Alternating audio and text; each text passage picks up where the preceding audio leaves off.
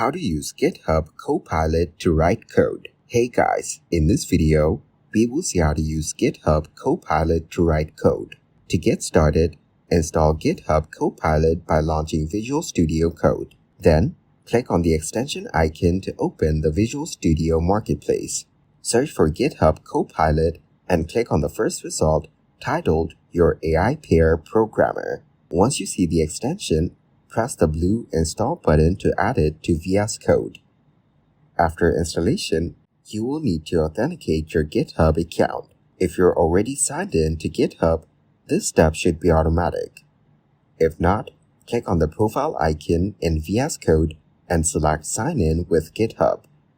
You will be redirected to your browser to log in, and then you can grant the necessary permissions.